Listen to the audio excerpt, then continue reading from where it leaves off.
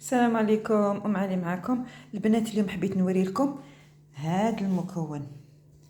على بالي كاين بزاف فيكم ما يعرفوهاش دركا. هذا يقولوا له رفيس. حنا زمان وناس زمان كاع مربين به، كنا نديرو رفيس ونديرو حلة الطابع في العراس، ودي فوا نديرو هذاك الخشخاش.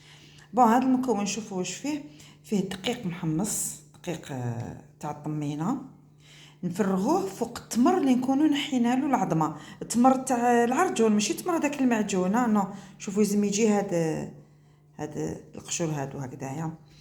بون ونزيدو نديروا له الزبده، ماذا بكم زبده حره كيما انا درت المارغرين هذاك واش عندي عفوا.